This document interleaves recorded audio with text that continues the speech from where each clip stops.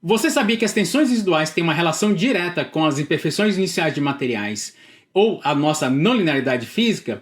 Você quer saber por quê, como a norma lida com isso e como aplicar em nossos modelos? A gente vai ver tudo isso nessa aula aí. Você sabia que o CIA atende os mais diversos tipos de projeto, como aço, concreto, madeira, alumínio. Você pode fazer pontes, viadutos, pré-fabricado. Tudo isso porque o CIA é multimaterial. Então, se você quer ter mais oportunidades para sua empresa, adquire ou atualize sua versão do SimGenie para uma versão multimaterial. Vamos para a aula.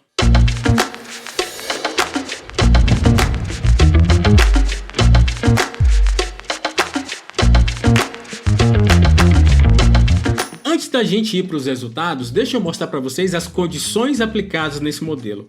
Então a gente tem aqui a simulação de um perfil I, mas ele está modelado todo com placas. Então aqui eu tenho uma sequência de pequenas placas que simulam esse perfil I.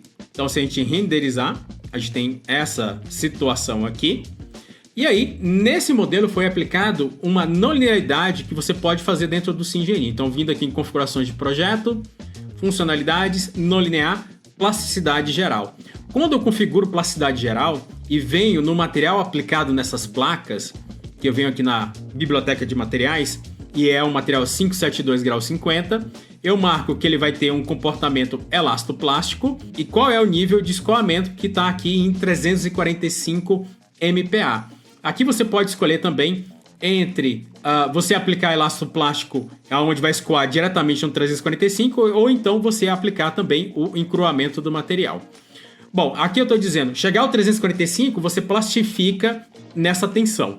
Então se a gente olhar o nosso modelo aqui, a gente vai ter a seguinte situação. A gente vai ter duas cargas, uma carga simulando a nossa temperatura que está ocorrendo na estrutura. Então aqui vocês podem ver, aqui vocês podem ver um certo gráfico que vai diminuindo e aumentando para cá. Então o que eu estou fazendo? Eu estou fazendo com que a nossa peça encurte. Então eu estou lançando uma temperatura de modo que a nossa peça ocorra um encurtamento na nossa peça. Só que aqui as temperaturas aqui nessa parte são menores e nessa parte aqui são maiores. Então eu estou fazendo com que a peça encurte, mas com temperaturas menores aqui e maiores aqui. Bom, isso daqui já vai nos exibir a nossa tensão residual. Então se a gente for lá na parte de resultados, tensões, olha aqui na minha combinação 1, aonde eu tenho esse carregamento de temperatura, mandou atualizar. Vocês podem ver aquele comportamento que eu tenho das tensões residuais. Ó. Tem uma tensão que aqui é de compressão, que vai chegar até uma tensão de tração aqui na nossa mesa. E aí para a alma a gente tem a mesma situação, né? A gente tem uma inversão. Aqui fica positivo e aqui no meio fica negativo. Então eu estou simulando a existência da tensão inicial no nosso material aqui desse perfil I. Fora isso, eu também tenho um carregamento. Então deixa eu tirar aqui o resultado. Eu tenho um carregamento axial. Então tenho aqui o carregamento normal que está comprimindo essa peça. Então agora vamos ver os resultados. Então se agora eu vir aqui na parte de tensões e eu vou olhar aqui a mesa, eu vou pegar aqui a combinação 2. O que é a combinação 2? É a soma da ação da temperatura com o nosso carregamento axial. Vamos atualizar. A gente tem o seguinte gráfico. A gente tem esse gráfico em V, onde tínhamos as tensões de compressão residuais, elas foram acrescidas às tensões de compressão devido à carga axial. Então a gente obtém aqui um valor de 360 MPa. Percebam que é acima do valor de escoamento, que é 345. E aí, essa tensão, né, ela vai diminuindo ao longo da mesa, porque aqui na parte central, na tensão residual, eu já tenho uma tensão de tração. Então uma coisa diminui com a outra, a gente tem esse gráfico em V. Bom, mas vamos ver agora o cálculo não linear. Então vou vir aqui em combinações não lineares. Então nessa combinação não linear está sendo considerada a plastificação do material. Então vou mandar atualizar. O que vai ocorrer? Você vai ter que nessa região aqui extrema, você tem a plastificação do material. Vai dar 345 MPa. Lembre-se, aqui é o meu valor de escoamento. Então o que vai ocorrer aqui é o que ocorreu lá na nossa ligação. Chegou na tensão de escoamento, o CIA redistribui as tensões para os elementos que estão em volta. Então a gente vê que enquanto no cálculo linear a gente tinha 360, agora a gente tem 345 MPa aqui. Mas vamos ver agora de forma global quais são as nossas regiões que plastificaram no cálculo não linear. Então eu vou vir aqui nas tensões 3D, combinações não lineares, a nossa combinação não linear, vou mandar atualizar. E vocês podem ver que o meu gráfico aqui varia de 141 MPa até 345 MPa, que aqui é o valor de escoamento. As minhas tensões não podem passar do 345. Lembre-se, a gente está sempre escoando o material aqui nesse cálculo.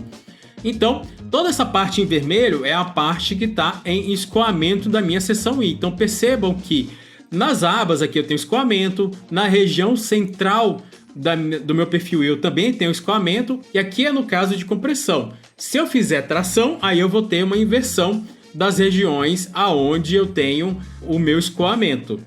E se vocês lembrarem do gráfico idealizado do aço no comportamento não linear, essas regiões que a gente está tendo a plastificação também vão ter uma maior deformação.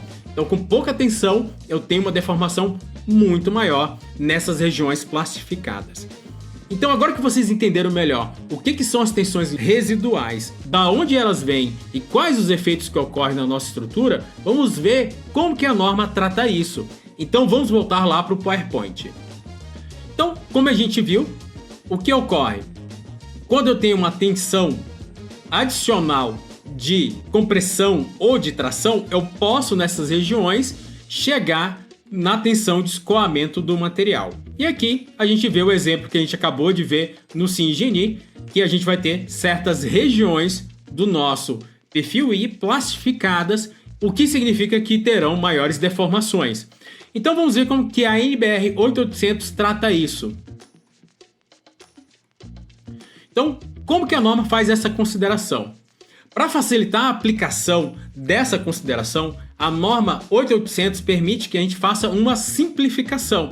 Então ela diz que a gente pode reduzir a rigidez, a flexão e a axial a 80% do valor original. Basicamente isso significa que lá na nossa matriz de rigidez de elemento finito, a gente tem que jogar 0,80 de EI, que é a nossa EI, a nossa rigidez da flexão, e a 0,80 de EA, e EA é a nossa rigidez axial. Então vamos ver como que a gente aplica isso lá no nosso modelo do SimGeni.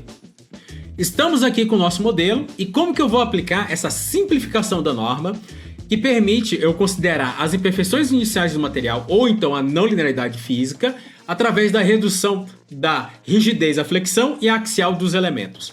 Eu vou vir aqui no SimGeni, então, em configurações de projeto, vou vir em funcionalidades e ativar os modificadores de propriedade.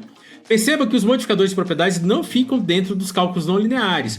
Você pode fazer essa redução de rigidez para cálculos lineares, não lineares, tanto faz. Então é uma função adicional aqui do CIA que vai permitir que você faça essas reduções na rigidez dos elementos. Então eu vou dar OK. Vocês vão perceber que no painel de entrada vão aparecer duas novas funções. Modificadores de propriedades 1D e modificadores de propriedades 2D. Então a gente vai aplicar os modificadores de propriedade 1D. Mas para isso eu tenho que eliminar a parte de vigas mistas do meu modelo, porque no modelo de análise mista do CIA, ele não permite que a gente faça essa redução de rigidez nesses elementos. Então, como é uma pequena parte da minha estrutura e não vai influenciar tanto assim nos meus resultados, eu vou ocultar esses elementos do meu modelo para facilitar o lançamento dessa condição nos meus outros elementos. Então vou vir aqui e vou ocultar os selecionados. Bom, agora eu vou clicar em modificadores de propriedade 1D.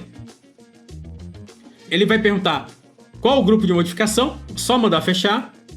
Você vai vir aqui nessa configuração escolher porcentagem da rigidez e vai dizer 80% para rigidez axial, 80% para rigidez da flexão, o que a norma pede. Dá um OK. Na sequência, se apresenta fator de peso próprio e fator de massa. Aqui é para o caso que você queira aumentar ou diminuir o peso próprio dos elementos. Aqui é uma forma de você modificar de forma indireta o peso próprio dos elementos ou então a massa dos elementos. A massa está relacionada ao cálculo dinâmico e o peso próprio às nossas ações que estão ocorrendo na estrutura. Então aqui não vou modificar o peso próprio, nem fator de massa, só dá OK. E agora você vai fazer um grande quadrante em cima de todos os elementos, dá um ESC, vão aparecer algumas bandeirinhas, significando que esses elementos têm um modificador de propriedade ligado a cada um deles, e aí eu vou agora ocultar essas bandeirinhas, senão fica pesada a visualização, né? Então eu vou clicar aqui, botão direito, configurações de visualização, modelo e modificador de propriedades. Clico aqui, mando aplicar, dou um OK e eu oculto essas bandeirinhas. Se eu clicar em qualquer barra aqui, eu vou ver nas propriedades dessa barra que ela possui um modificador de propriedade. Então vem aqui e você vê que tem modificadores de propriedade. E aqui a gente vê o modificador de propriedade que a gente aplicou. Então, assim, a gente aplicou a simplificação da norma em relação às imperfeições iniciais dos materiais ou a não linearidade física do material no nosso modelo. E o que vai acontecer com o nosso modelo? Como eu falei, devido ao escoamento, você vai ter maiores deformações dos elementos. Na verdade, o que a gente está fazendo aqui, reduzindo a rigidez, é deixando a nossa estrutura mais mole, mais flexível. Assim, quando eu lançar um carregamento em qualquer elemento, eu vou ter uma maior deformação desse elemento. E é isso exatamente que a norma quer que ocorra no nosso modelo, quando a gente está indo pela classificação da nossa estrutura como de média deslocabilidade. Vamos voltar lá para o PowerPoint para a gente dar continuidade aos nossos estudos. Na próxima aula vamos falar sobre flambagem, que é um assunto que gera bastante dúvida.